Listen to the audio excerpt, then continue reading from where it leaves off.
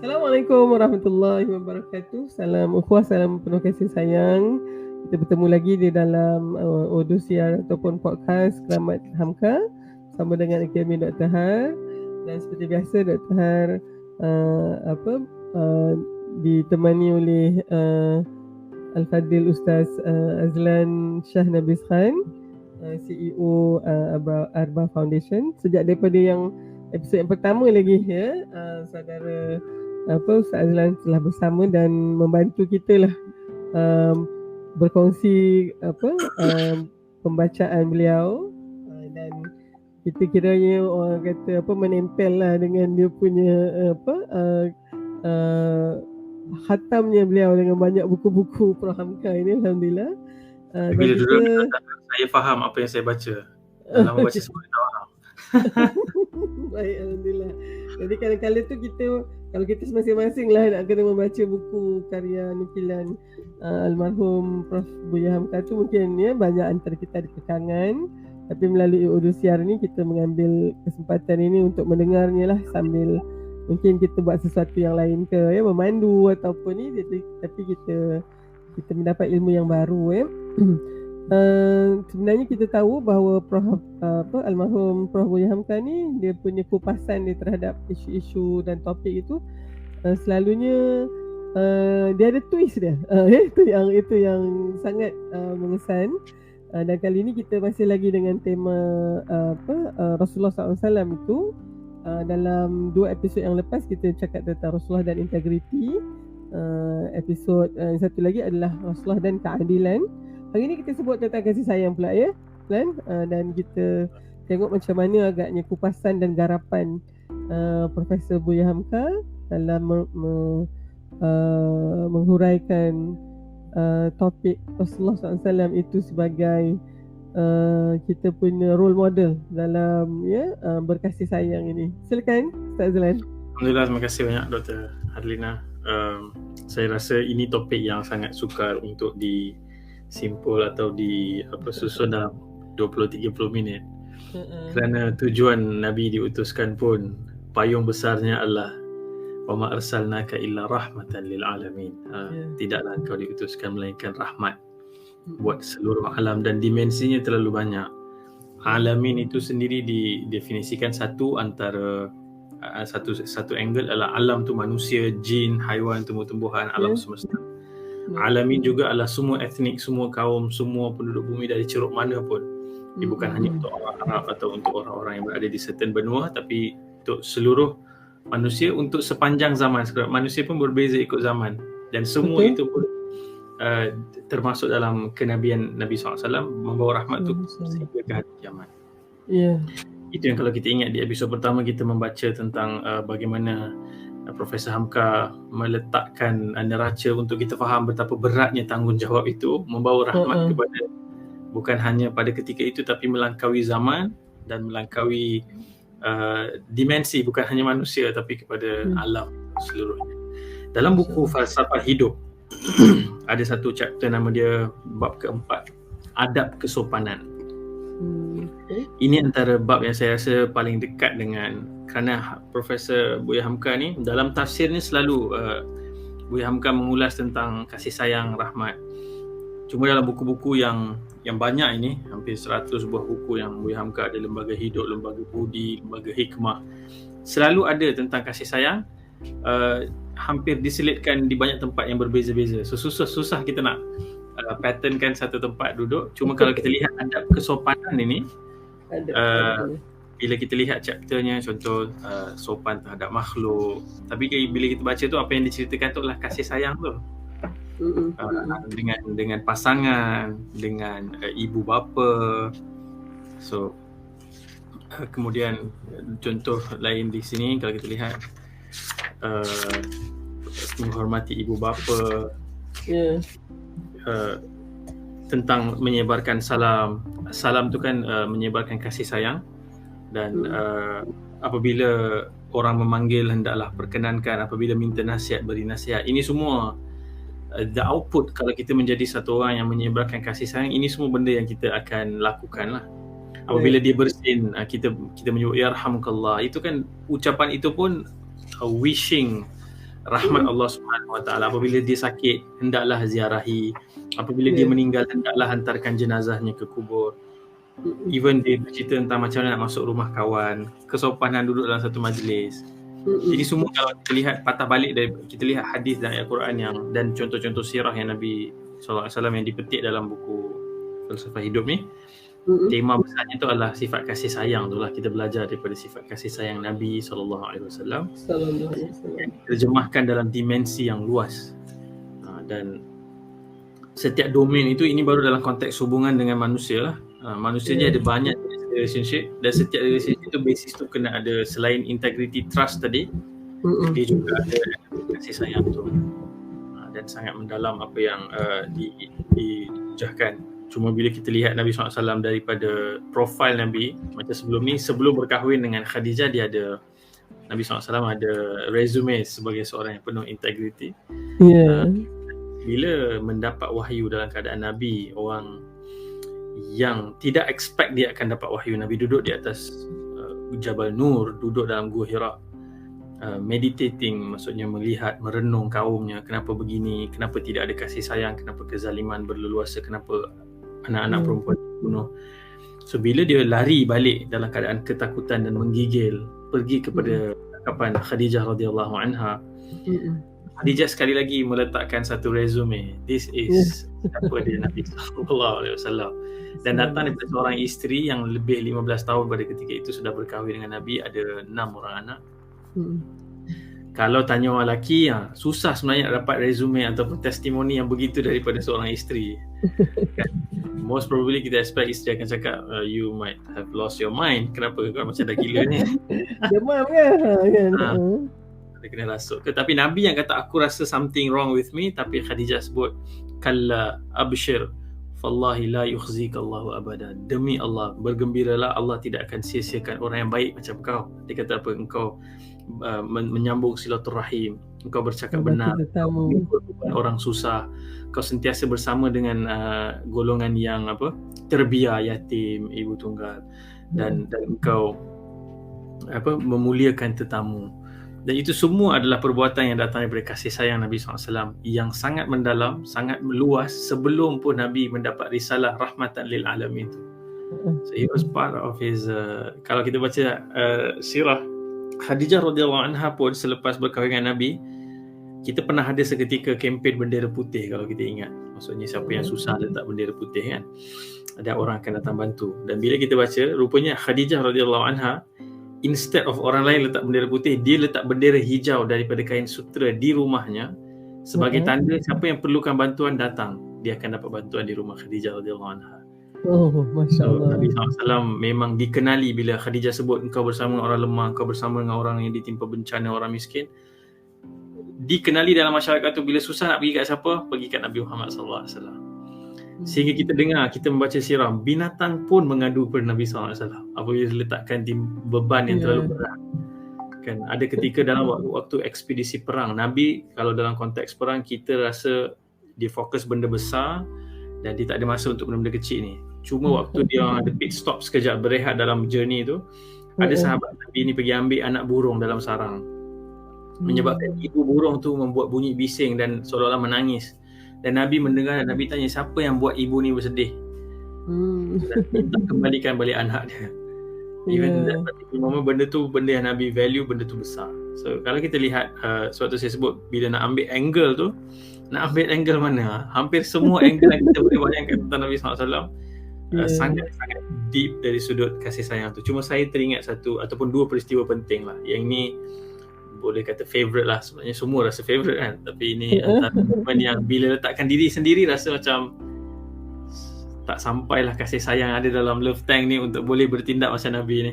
Yang paling utama Taif, di Taif. Nabi pernah wounded, sangat teruk cedera sampai baju besi tertusuk ke dalam pipi Nabi waktu patah gigi di waktu perang Uhud. Kemudian Aisyah bertanya, adakah hari yang lebih teruk daripada hari ini? Ini macam the worst day of your life. Kalau kita ada apa yang dibuat oleh kaum kau di Taif. So Nabi recall Taif, dan waktu Nabi di Taif, kita tahu cerita dia bagaimana Nabi dilempar, dimaki sehingga berkocak kasut Nabi itu dengan darah yang mengalir. Dan pada ketika itu Nabi SAW berdoa dan Allah SWT mengutuskan 2 malaikat kan, malaikat Jabalain Akhshabain, 2 gunung besar yang basically Nabi hanya perlu say yes as if macam tekan satu button and they will be done. Yes. Kalau dah tahan lah agaknya kalau dah tahan agaknya dah tahan kata bukan hempap aja, get these people out of the planet kan. Kenapa 2 gunung, ambil semua gunung yang ada, hancurkan mereka kan. Betul. Nabi kata no, jangan buat macam tu, sebab aku berdoa akan keluar daripada sulbi mereka orang-orang yang mengucapkan la ilaha illallah. Dan bila kita renung kisah ni, baru ni sebelum pandemik sempat pergi umrah yang terakhir sebelum pandemik tu. That was the first time saya pergi ke Taif. Sebelum ni tak pernah sampai ke Taif lagi. Dah tahap tak pernah lagi lah. Belum lagi. Dia macam Cameron Highlands sikit lah. Ada buah-buah, bunga rose. There's a high mountains yang sejuk sikit. High altitude. Dan bila tengok hari ni semua yang ada di situ mengucapkan la ilaha illallah, kita rasa macam this place exists because of his love and kasih sayang. Kalau Nabi tak ada gesture kasih sayang tu, Taif tu tidak ada dah hari ni. So amazing at that particular moment pun Nabi masih ada some portion of, bukan some lah, he's full of love yang spare orang-orang tu. Dan satu lagi yang bila saya teringat, saya terbaca kisah sahabat Nabi nama dia Zahir radhiyallahu anhu. Saya teringat sebab sekarang kita ada di era yang anxiety tinggi, ramai orang mengalami kemurungan, depresi, dan antara faktornya juga social media. Dan baru ni pun kita tengok ada whistleblower kan. Ini semalam baru Facebook announce dia tukar nama, rebranding. Dia nak cuba divert the negative critics towards the platform, Instagram, WhatsApp dan Facebook. Zuckerberg sangat tengah defend habis-habis lah. Padahal dia sebenarnya memang selalu tahan kata Facebook ni ataupun SOCMED ni adalah medan subur untuk passive aggressive behavior yang boleh actually buatkan mental health kita sangat terganggu lah sebenarnya. Dan dia capitalizing on that.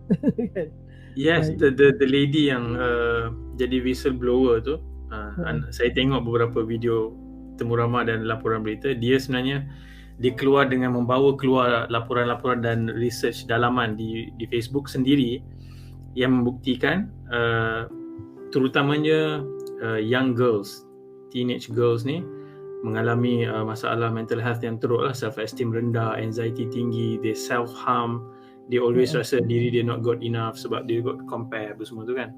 Which I strongly believe it doesn't only involve girls lah, boys pun sama, but maybe in a different ways of maybe looking at the career, looking at the money and that kind of fame, that kind of stuff. So dia declare Facebook prioritize profit over people.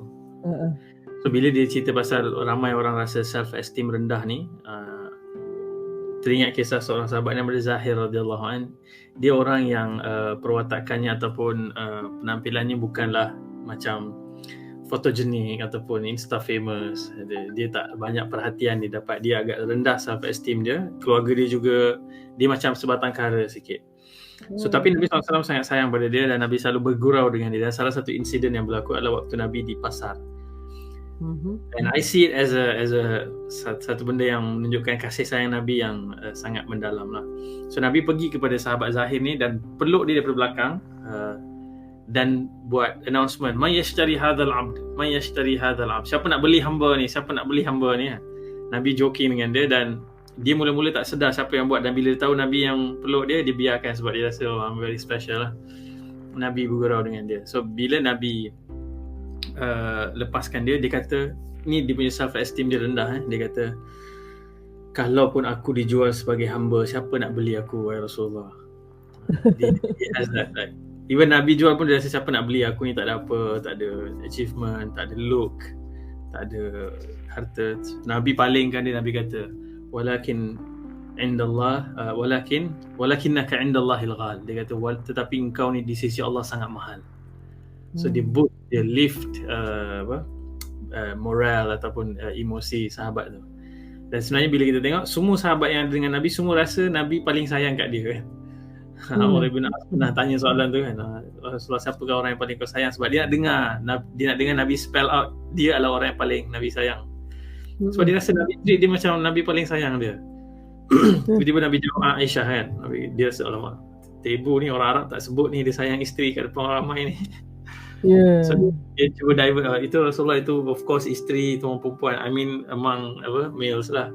Sekali lagi Nabi tak sebut Abu Bakar, tapi Nabi kaitkan lagi dengan Aisyah, Abuha, kata Nabi SAW, ayah dia, iaitu ayah Aisyah yang paling aku sayang. So bila kita lihat tu, satu, semua orang rasa Nabi full of love, siapa pun jumpa.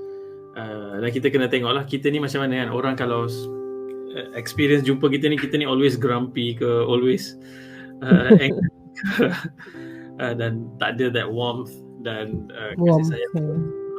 Kita kena try to nurture that. Dan sebenarnya banyak kisah, cuma satulah yang mungkin kita boleh kongsikan sebelum saya pun nak dengar maybe Dr. Har, how you see. Saya rasa ramai orang anak muda hari ni disebabkan kurangnya physical interaction dan communication, they have lack of compassion, sangat kurang kasih sayang. Kadang-kadang berbalas komen dengan orang yang lebih berusia. By default you should have that common sense of respect and kesopanan macam Hamka sebut ni, tapi semakin hilang. Dan sama juga bila contoh saya dalam bidang yang foundation yang melihat kepada aspek kemiskinan, bila kita tengok, sebab kita selalu post dan sebagainya, memang ramai orang yang menunjukkan kasih sayang, tapi ada sebahagian ni, terutamanya anak muda ni jugalah, yang always like judging, complaining, tak faham kenapa dah lah miskin tapi anak nak ramai. Dia cakap benda-benda macam tu. So bila kita ingat Nabi berdoa, Allahumma inni ya Allah, aku mohon kepadamu hubbal masakin, aku mohon kepadamu cinta kepada orang-orang yang miskin. Dan Nabi juga pernah tegur sahabat yang dia rasa self superior sikit bila dia membantu orang susah, tapi Nabi tanya balik, hal yang suruhka tidakkah engkau dibantu oleh Allah disebabkan golongan du'afa dalam kalangan kamu? So Nabi turn the table tu bagi dia rasa, oh sebenarnya bukan kita yang benefit them, actually they are benefiting. So dalam satu peristiwa tu, Abu Hurairah, ini kisah yang popular dan saya rasa sangat penuh kasih sayang lah Nabi dalam kisah ni. Apabila Abu Hurairah ni duduk di Ahlus Suffah, bahagian belakang masjid Nabi tu, kan tu home punya spot lah, tak ada rumah, dan mereka sebahagiannya belajar dengan Nabi, student, dan top student dia Abu Hurairah. Tapi Abu Hurairah ni selalu dalam keadaan lapar, sebab bukan diorang ada scheduled time breakfast, lunch, dinner yang served. Siapa yang ada makanan akan bawa dan bagi. And sometimes dia akan pengsan disebabkan terlalu lapar. On that particular day, kisah ni, dia pergi berjumpa dengan Abu Bakar. Dia tanya soalan yang dia dah tahu jawapan. Sebab dia bukan nak tahu jawapan tu, dia mengharapkan Abu Bakar akan ajak pergi rumah, dan bila dia ajak pergi rumah, at least dapat something untuk makan. Dan Abu Bakar jumpa, tanya dan jawab soalan tu, dan Abu Bakar berlalu pergi. Dan dia macam, alamak, tak perasan ke? Like he couldn't sense that hunger in his face kan. Kemudian dia jumpa Umar Al-Khattab. Dia lakukan hal yang sama. Dia tanya soalan, Umar jawab, dan Umar hanya berlalu pergi. Sekali lagi, second chance pun dia miss. Tapi kemudian Nabi senyum tengok Abu Hurairah. So Nabi tahu dia ni tengah lapar. So Nabi ada kasih sayang, dan Nabi ada that sense. You don't have to spell it out, I know. That kind of closeness tu kan. So Nabi ajak dia pergi ke rumah Nabi SAW, dan tiba-tiba di rumah Nabi tu ada satu mangkuk susu. Dan Nabi SAW tanya kepada isterinya, siapa yang sediakan susu ni? Rupanya ada jiran yang hantar. So Abu Hurairah excited dah. Alhamdulillah, at least this kali ni aku dapat lah. Nabi kata, Abu Hurairah sini. Nabi panggil dalam hadis tu, Ya Abahir. Panggilan ringkas yang juga sebab kasih sayang. It's a very loving calling lah. Maksudnya Nabi panggil tu dengan panggilan manja. Ya Abahir, Nabi kata, pergi panggil semua orang yang ada di Ahlus Suffah. Dan Abu Hurairah sendiri cerita dalam hadis tu, dia macam, kenapa nak kena panggil semua orang ke Ahlus Suffah? So ada satu mangkuk je. How in the world kita nak boleh minum ni kalau semua Ahlus Suffah datang? Dan kena ingat Ahlus Suffah ni semua by default semua kelaparan ni. Kalau datang tu habislah confirm. So bila Nabi SAW arahkan Abu Hurairah pergi, dan dia sebut, dalam hati aku rasa sangat tak boleh nak terima benda ni ya. So dia ajak, dan Nabi minta dia yang serve seorang-seorang minum ada about 70 of them, 70 orang. Dia kata dia dah macam hilang mood, dah habis lah aku. Sehingga last sekali datang kepada Nabi SAW, Nabi kata, tinggal kau dengan aku je tak minum lagi. Ya wahai Rasulullah. Orang kata macam orang dah tak ada harapan lah ni. So Nabi sebut, okey sekarang kau minum. Dia minum. Nabi kata minum lagi. Ishrab. Minum lagi. Sampai Abu Hurairah kata dah tak ada jalan ya Rasulullah, penuh dah semua saluran ni. Kenyang betul. Kekenyangan tu kemudian dibagi kepada Nabi SAW, kemudian baru Nabi SAW minum. Dan antara benda yang highlight kat situ, Nabi SAW menunjukkan kasih sayang. Dan on top of that, Allah menunjukkan mukjizat Nabi SAW. Itu bila ada barakah, ada kasih sayang di sebaliknya, dia akan suffice, dia akan cukup. Dan antara event yang Abu Hurairah tak boleh lupa lah, Abu Hurairah cerita balik lah kisah tu kan. Dan sebab tu banyak benda yang, even contoh masakan ibu, sometimes tak adalah banyak perisa apa, tapi dia sedap tu sebab ibu masak dengan kasih sayang kan. Things that you not gonna get outside. So benda-benda macam tu yang very subtle. Dan Nabi SAW ni the embodiment of love and care. Dan kita boleh cerita lah, Nabi SAW, sirah Nabi penuh dengan cerita kasih sayang. So susah nak nak pick up pokok pun mengadu. Silakan Dr. Har, mungkin Dr. Har ada pengalaman. Okey, terima kasih Lan. Kalau kita tengok yang dalam falsafah hidup ni, bab yang keempat itu adalah memang menyentuh tentang kasih sayang dalam konteks kesopanan kita yang terbit kerana kita menghargai orang itu. Kalau selalunya kita tak hargai itu, kita akan selalunya berlaku dengan perlakuan yang mungkin tidak cermat dan tidaklah nak menjaga hati kan. Kita jaga hati orang yang kita sayang kan Lan. Orang yang kita tak sayang tu kita macam tak apalah kan, kita kuranglah sikit. Jadi dia mesti didahului dengan rasa penghargaan, kasih sayang dan juga cinta kita. Okay? Tapi Dr. Ham, sepanjang kita berbincang ni, kita jangan pula semuanya atas nama kasih sayang maka semuanya kena okey je. Memanglah kita tidak judgement terhadap orang dan kita sayang, tapi Dr. Ham rasa kita bawa ni kepada compassionate. Okay? Compassion tu apa dia? Kalau dari sudut compassionate leadership kan, Lan, Dr. Ham baca tu, dia adalah satu bentuk kepimpinan yang bukan hanya deliver kasih sayang tetapi juga tough love. Maknanya kalau you memang memang you buat sesuatu yang salah, satu yang merosakkan orang lain, you kena memang kena tanggung lah akibatnya tu. Dan orang yang ada compassion ni dia tak teragak-agak untuk dalam masa yang sama deliver that as well. Tetapi dia deliver tu bukanlah dalam keadaan zalim, dalam keadaan kasar dan ganas gitu, masih lagi sopan. Tapi sebab selalu orang merasakan bahawa kalau kita kata kita sayang sesuatu, kita tak dapat nak buat yang tu sebab sayang sangat kan, entah takut kecil hati apa semua, tak.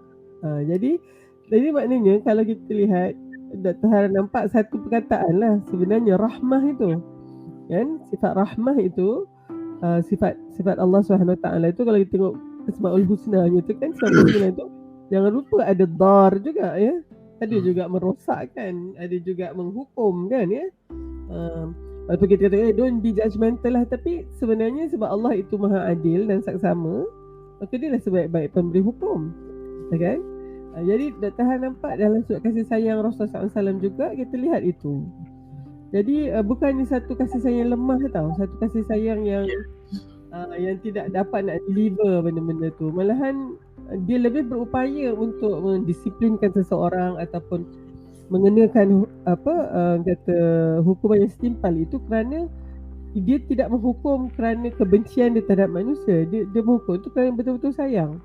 Masalah juga agaknya bila anak tu 7 tahun kena ajar solat, 10 tahun dia masih tak lekat lagi solat tu, kita kena keras sikit gitu kan. Jadi Dr. rasa perbincangan ni tidak akan lengkap kalau kita tidak memberikan sosok yang itu. Ya, bahawa sopan, santun, kasih sayang dan cinta Rasulullah SAW itu bukan maknanya terlalu hingga kan tidak dapat nak deliver ya benda-benda yang kita panggil sebagai tough love ni. Apa dalam bahasa Melayu ni Lan? Maknanya macam dalam bahasa orang putih dia ada satu lah, tough love. Kalau kita kata tough love, kita tahu. In fact, kalau Sebenarnya kita bila lihat nama Allah Ar-Rahman, para ulama bincang apa beza Ar-Rahman dengan Ar-Ra'uf. Ar-Ra'uf ni melimpah-limpah kasih sayang. So Rahman dalam definition tu, bukan semua benda yang Allah buat tu dia akan nampak macam represent kasih sayang. Ada ketikanya Allah hentak kita dengan musibah disebabkan kasih sayang. Dan ada ulama yang bagi contoh, Syekh Ratib An-Nablusi, seorang ulama di Syria, dia kata bila mak ni nak bagi ubat kepada anak yang tengah sakit, dia meronta, dia kena cocok, dia kena masukkan syringe tu, pegang tu, orang pegang, nampak suasana image tu tak rahmah langsung, tapi it's a rahmah in itself. Sebab di sebalik itu yang nak di-serve tu adalah rahmat tu, kasih sayang tu. So the point yang Dr. Har sebut ni exactly true, sebab orang sebahagiannya pergi kepada satu ekstrim as if tak ada dah bicara soal even surah Al-Fatihah, Bismillahirrahmanirrahim, Alhamdulillahirabbil alamin, Ar-Rahmanirrahim. Lepas tu apa? Terus Maliki Yaumiddin. Maha kasih sayang, Maha penyayang. Tapi jangan lupa dia pemilik hari pembalasan. Immediately the balance out. That equation. So betul lah, tough love tu is something yang is dan rasanya itulah juga yang ditunjukkan oleh Rasulullah SAW. Ya, apabila seorang itu tidak beriman, ketegasan Rasulullah SAW itu terhadap orang-orang yang memusuhi Islam, ya, sangat jelas. Tapi kalau orang tu menerima Islam, menerima iman, attitude Rasulullah terus berubah. Kan? Itu yang kita tahu bagaimana cerita yang sangat mengesan adalah apabila Saidina Ali, ya, dalam salah satu peperangan, tak ingat perang apa, perang Uhud ke, yang masa nak tebas saja leher musyrik tu, ya, tiba-tiba dia ludahnya dan dia berhenti. Tak, itu kalau tidak dengan iman tu, kalau Dr. Har agaknya teguh tebas saja, lepas tu tersilap kan. Tapi kenapa tak jadi tu, sebab dia kata mula-mula dia nak tebas leher musyrik ini kerana Allah, tetapi bila dia ludahnya tu dah jadi dia sendiri marah, dan so yang itu kan Dr. Har rasa macam wow, kuat betul dia punya split second tu. Selalunya kita mungkin dalam keadaan manusia biasa, dia akan tebas juga lah, lepas tu baru dia menyesal, kan? Tapi yang ini tak, dia immediately the reaction tu kan, ya. Jadi itulah antara yang paling penting, ya, mendahulukan Allah dalam segala-galanya, kecintaan itu, maka itulah nanti yang akan menghasilkan kecintaan yang sebegini rupanya, ya. Tidak yang marah dia tu hanya kerana Allah itu yang yang tidak diagungkan, kerana agama Allah itu yang dipijak-pijak begitu, bukan kerana diri dia, bukan kerana sesuatu yang satu lagi. Misalnya kata bila kita memberi kepada ni pun satulah, ya, kalau kita memberi sesuatu, ya, bantuan, Dr. selalu rasa yang paling penting cabaran kita yang Allah berikan kecukupan ini atau kelebihan dari sudut sumber, ya, adalah mencari mereka yang tidak meminta-minta tu. Sebenarnya yang minta tu kita dah clear tau lah, dia memang minta banyak ni, dia perlu kan. Tapi ada ramai, khususnya adik-beradik kita sendiri agaknya, yang sebenarnya dalam kesusahan tapi tak minta.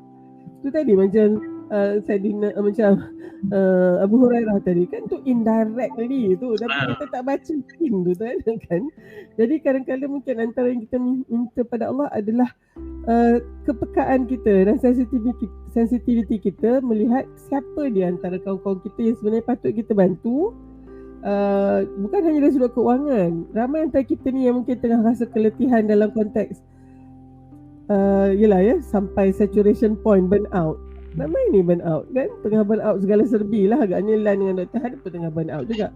Tapi kalau misalnya adalah agaknya sahabat-sahabat kita yang tahu macam mana teruknya kita bekerja kan, dan hantar kita mungkinlah, ya, ingatan saja, tak perlu banyak, bukan duit pun lah, dia hantar WhatsApp aja, kata how are you Har, dia kata and I'm praying for you every day. Ya Allah, rasa macam itu sebabnya Rasulullah katakan agaknya kan, yang paling baik untuk sahabat tu adalah doa yang di belakangnya tu, yang dia tak tahu pun orang tu mendoakan kan. Jadi oleh sebab tu, apatah lagi kalau kita mungkin teringat dan kita berikan sesuatu, ataupun kita memang tahu dia tengah tengah at their lowest kan ya. Jadi bagaimana kita nak mengangkat dia tu? Jadi mungkin kata-kata kita ya, waktu kita sekarang ni kan ada banyak cara nak menunjukkan kasih sayang tu ya. So mungkin yang Dr. Han nak yang di sini adalah memberi itu ya, memberi hadiah itu adalah satu tanda kasih sayang. Dan itu cara kita memupuk kasih sayang. Ya, jadi oleh sebab tu, dan alhamdulillah sekarang ni agaknya dengan adanya industri penghantaran sekarang ni, kita tak payah beli pun, keluar daripada rumah kita, tahu-tahu aja kita hantarkan. Dan ketika tu orang itu tidak menduga pun kita menghantarnya. Itulah masya-Allah, dan itu paling Dr. rasa efektif untuk menyebarkan kasih sayang lah. Betul, Nabi SAW sebut tahabu kan, saling berikan hadiah. Dan bila Dr. sebut tu, hadiah tu of course bukan hanya dalam bentuk material barang, tapi gift your time, your energy. Sometimes kawan datang tolong nak pindah rumah, nak kemas. Oh, masya-Allah. Tak ada bayar, tak ada apa, tapi the presence itself dah cukup dah, kita rasa I love you. Kadang-kadang memuji orang tu di hadapan orang lain itu juga satu yang sangat uplifting. Tapi bukanlah puji-puji sebab kita nak sesuatu kan. Jadi benda yang kita tidak ada niat di belakang itu, tidak ada apa-apa interest pun kan.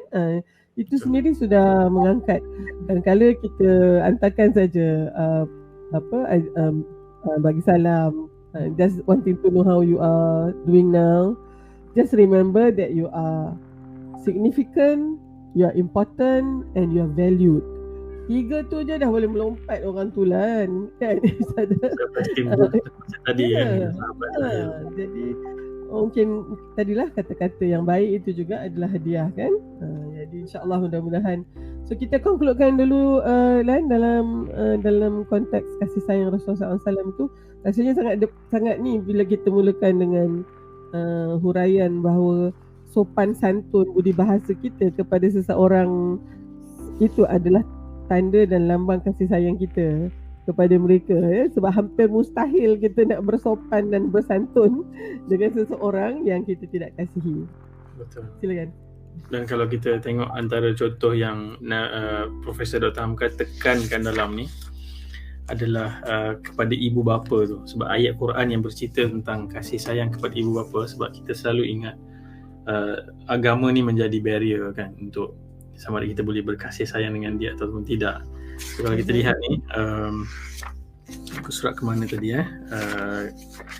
dia menghormati ibu bapa ni, Profesor Dr. Hamka petik dulu ayat surah Luqman ayat 14 hingga 15 yang berbunyi wasainal insana biwalidayhi hamalathu ummuhu wahnan ala wahnin wa fisalahu fi amaini an anishkur li wa liwalidayka ilayil masir. Allah cerita dulu betapa besarnya pengorbanan ibu tu yang kau perlu appreciate. Kemudian apabila datang kepada wa in jahadaka ala an tusyrika bi ilaysa laka bihi ilm, kalau ibu bapa suruh kamu mensyirikkan Allah, fala tuti'huma, jangan ikut yang tu, tetapi wasahibhuma fid dunya ma'rufah, tapi terus berbuat baik penuh kasih sayang dengan kepada ibu bapa walaupun dia bukan muslim. Sama juga Nabi SAW dengan Abu Talib, walaupun Abu Talib tidak memeluk Islam, tapi Allah sebut innaka la tahdi man ahbabta. Allah appreciate, Allah angkat nilai kasih sayang ada antara Nabi dengan Abu Talib tu, dan Allah kata engkau mencintai dia tapi engkau tak dapat berikan dia hidayah. So satu sifat kasih sayang ni universal lah. So it doesn't only have to be ni, dan selalunya bila khususnya bila orang memeluk Islam ni, seolah-olah dia memeluk Islam, datang kepada agama yang rahmat, tapi dia tidak dibenarkan untuk melakukan baik ataupun rahmat kepada ahli keluarga dia yang belum memeluk Islam. So it's very problematic pun. Dari irony, sangat problematic. Betul. So we become kita should become like agent ataupun duta-duta rahmah ni lah. Maksudnya jadi orang yang advocacy, mengamalkan, mempamerkan kasih sayang ni. Tapi macam Dr. Har sebut, dia always ada timbangan dia, ada balance dia. So when you need to be firm, strict ataupun bold, then you need to have to be, dan itu part of being kasih sayang.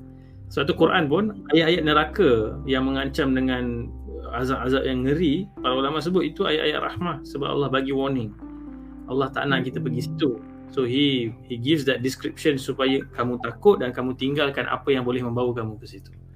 So it's all a part of it, semua adalah rahmat Allah SWT dan Nabi itu manifest. Dan itulah juga yang akan ditanya oleh api neraka. Kamu ni semua ni tak dapat warning ke dulu? Pelik dia kan. Dia pelik dan hairan dia ni kan. Macam mana korang ni kan ya? Bahkan memanglah dapat. Tapi itulah orang kata, mudah-mudahan kita termasuk daripada kalangan mereka yang boleh mengambil iktibar dalam setiap ni. Dan sebenarnya mungkin Dr. Han nak tutup begini pula Lan. Apabila kita memberi kepada orang yang memerlukan itu, you might be thinking that you're fixing their dunia, but they are fixing your akhirat. I always remember it that way. Dan itu sangat efektif untuk menghalang kita daripada rasa mungkin rasa hebat, rasa penuh riak, takabur, sifat-sifat yang tidak selayaknya untuk kita itulah. Jadi dan kita tahu bahawa Allah tidak melihat miskin dan kayanya kita. Itu tiada nilai langsung kat sisi Allah, sebab kita tahu yang miskin hari ini boleh jadi jutawan besok lusa, dan yang mungkin kaya raya hari ini boleh jadi bankrupt tahun depan. Jadi kita boleh saja berubah tempat itu. Jadi terima kasih banyak Lan. I think dia cakap terima kasih sayang ni, hendaknya kita objektifnya makin sayang kepada Allah SWT, makin sayang kepada Rasulullah SAW itu. Kita melihat orang lain juga dengan penuh rasa kasih sayang. Mudah-mudahan kita juga kan Lan akan disayangi oleh yang ada di langit itu, insyaAllah. Jadi itu dulu. Terima kasih bersama dalam podcast atau audio siar Keramat Hamka. Kali ini membicarakan tentang Rasulullah SAW dan kasih sayang. Kita akan bertemu lagi di dalam episod yang seterusnya. Wabillahi taufiq wal hidayah. Assalamualaikum warahmatullahi wabarakatuh. Waalaikumsalam warahmatullahi wabarakatuh. Jumpa lagi insyaAllah.